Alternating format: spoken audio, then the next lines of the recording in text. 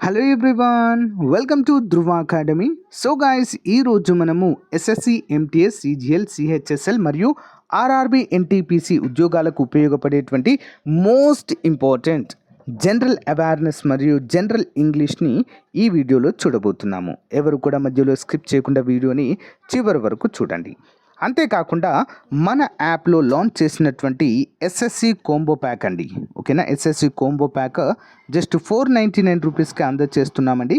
So 6 months validity ఉంటుంది. ఇందులోనే తీసుకున్న వారికి పీడిఎఫ్, అంతేకాకుండా టెస్ట్ సిరీస్ కూడా ఉచితంగా అందజేయడము జరుగుతుంది. యాప్ లింక్ వీడియో డిస్క్రిప్షన్లో ఉంటుంది, ట్రై చేయండి.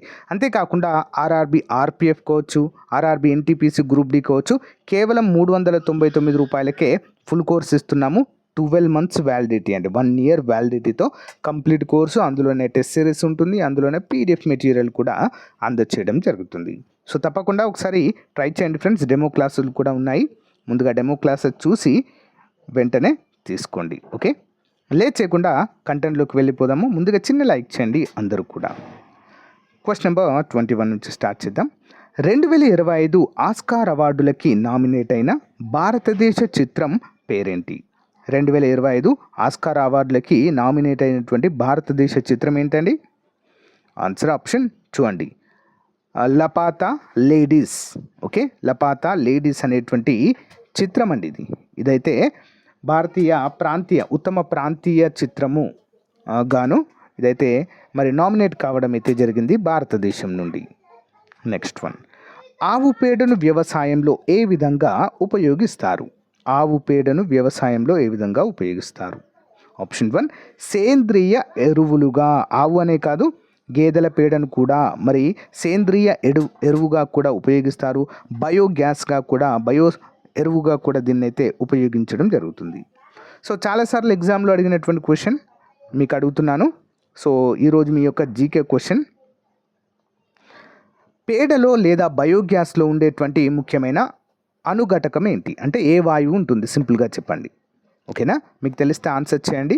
బయోగ్యాస్లో ఉండేటువంటి వాయువు లేదా బయోగ్యాస్ అని కామెంట్ పెట్టండి, నేను ఆన్సర్ చెప్తా, okay.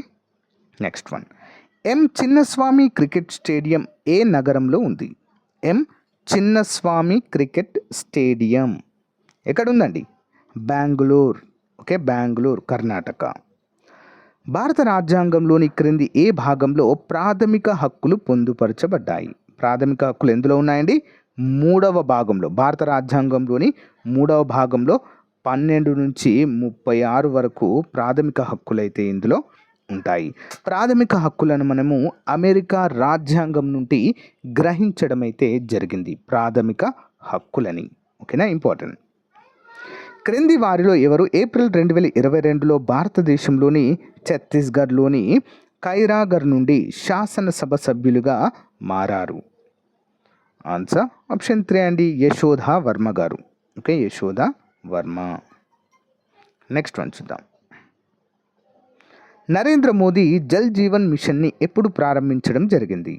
Jal Jeevan machine option 2, 2019వ సంవత్సరంలో ప్రధాని నరేంద్ర మోదీ గారు దీన్ని ప్రారంభించారు.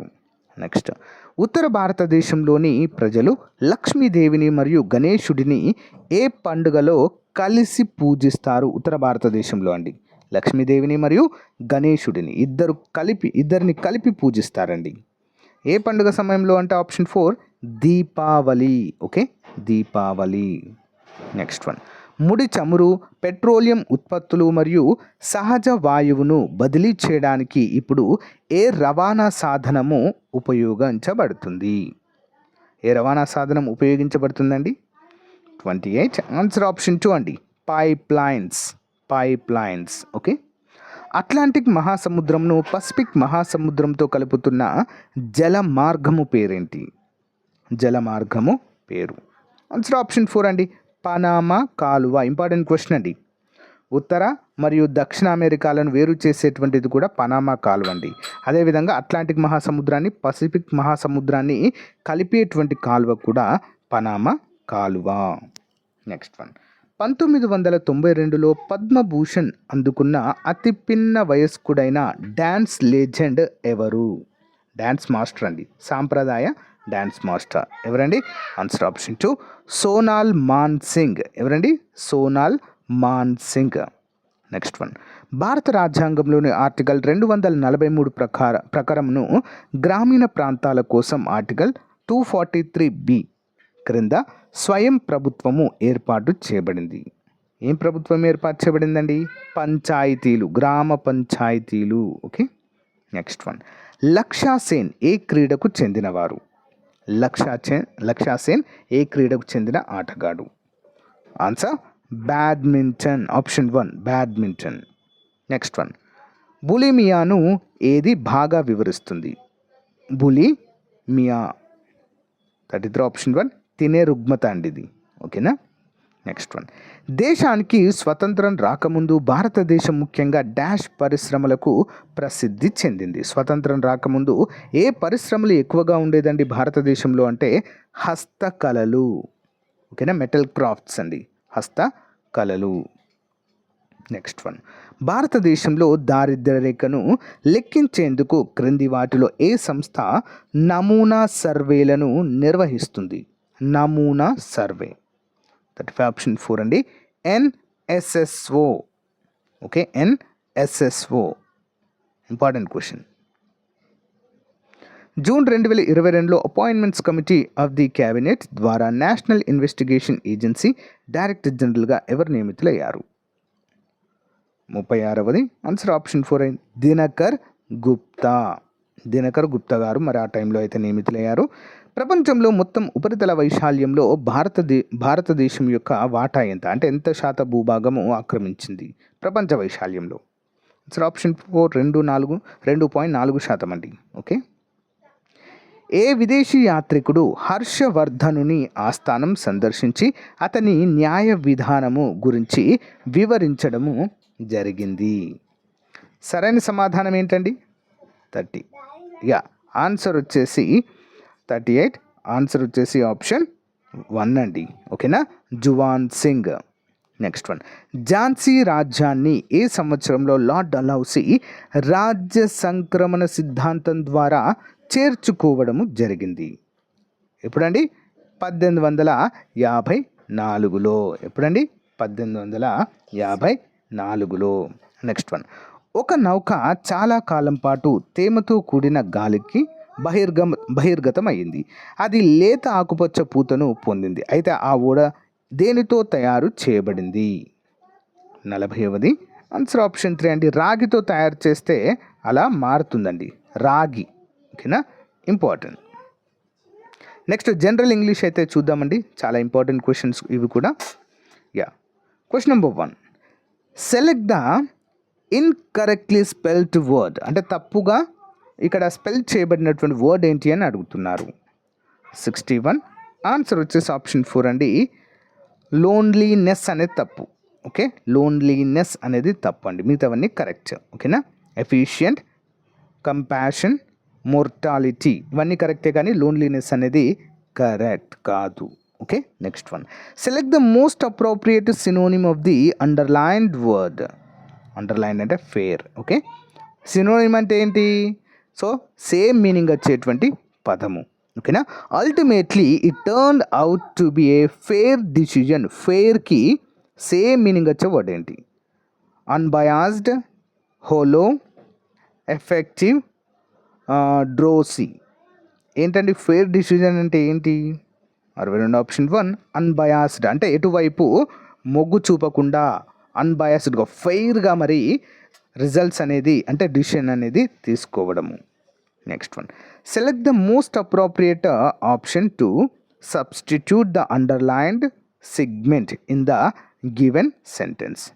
Due to increased international travel, the tourism sector has grown to be a global tracker to the global economy. Global tracker to the global economy. సరైన సమాధానం ఏంటండి? 63వది answer option 4 a substantial contributor. A substantial contributor. Next one, the following sentence has been to 4 segments. Identify the segment that contain a grammatical error. This day next year, I will having a conference with the international board discussing the environment. సరైన సమాధానం ఏంటండి మరి ఇందులో? 64 వచ్చేసి option 1 I will having a conference with అనేది మరి తప్పుగా ఉన్నటువంటిదిగా మనమైతే చెప్పుకోవచ్చు. ఓకేనా, ఇంపార్టెంట్. నెక్స్ట్ క్వశ్చన్ చూద్దాం. Select the most appropriate meaning of the given idiom. So in dire states, in dire straits అంటే ఏంటండి? ఈ ఐడియంకి మీనింగ్ ఏంటి? ఆన్సర్ ఆప్షన్ 4 అండి. వెరీ బ్యాడ్ సిచ్యువేషన్ అని అర్థం. Very bad situation. ఓకేనా. Next one, select the most appropriate synonym of the given word. ఏంటండి? డ్రౌసీ. డ్రౌసీ అంటే ఏంటండి? డ్రౌసీ, స్టిమ్యులెంట్, రెస్ట్రీవ్, స్లీపీ, యాక్టివ్. డ్రౌజీ ఉన్నారంటారు కదా అండి, అంటే నిద్రమత్తులో ఉండడం అండి కదా. 66 answer option 3 sleepy. Select the most appropriate idiom that can substitute the italicized words in the given sentence. It was a difficult task to complete a relay run of 5 kilometers in a minute, yet our team managed to do it successfully. 67 answer option 2 అండి. హెర్క్యులెన్ effect. హెర్క్యులెన్ effect అంటే చాలా శ్రమ పెట్టడంలో దీన్ని అయితే ఉపయోగిస్తారు idiom హెర్క్యులెన్ effect అని. Next, select the most appropriate antonym అండి. యాంటో అంటే వ్యతిరేక పదము. నెక్స్ట్, ఫ్యాట్యుటీ. ఫ్యాట్యుటీ అంటే ఏంటంటే? ఫ్యాట్యుటీ అంటే ఏంటి? 68 ఆన్సర్ ఆప్షన్ 1 సపియన్స్. ఓకేనా, సపియన్స్ అనేటువంటిదిగా మనమైతే చెప్పుకోవచ్చు. Select the most appropriate synonym of the given word అంటే చూద్దాము. It is a very difficult to dash food and fuel daily necessities for people living below poverty line in the world. Answer option 2 అండి. obtain. It's a very difficult to obtain food and fuel for daily necessities for people living below poverty line. Next one. The sentence given below as a one or multiple words, spot the incorrectly spelled word. Select the correct spelling. Chudam. The play depicts a futuristic society. సరైన సమాధానం ఏంటండి? ఇక్కడ spelling తప్పుగా ఉన్నది ఏంటి? Futuristic అనేది తప్పు ఇవ్వడం జరిగింది. సరైనది ఏంటి మరి ఇందులో అంటే ఆప్షన్ 4 FUTURISTIC. ఫ్యూచరిస్టిక్ అనేది సరైనదిగా మనము చెప్పుకోవచ్చు. నెక్స్ట్ వన్ చూద్దాం. Select the most appropriate option that can substitute the underline segment in the given sentence. If there is no need to substitute it, select no substitution. Rapid deforestation may put the lives of many indigenous communities in a danger. In a danger అనే దగ్గర ఏముండాలి అక్కడ word? 71 option 2 అండి. In danger. ఏ అవసరం లేదు, in danger. So guys, మరి ఇది ఈ రోజుకు సంబంధించిన మోస్ట్ ఇంపార్టెంట్ మోడల్ పేపర్ అండి ఇది. సో మీకు నచ్చితే లైక్ చేయండి, తప్పకుండా మీ ఫ్రెండ్స్కు షేర్ చేయండి. అన్ని పోటీ పరీక్షలకు ఇవి యూస్ఫుల్గా ఉంటాయి. Okay, thank you guys, thank you for support. Have a nice day. Bye.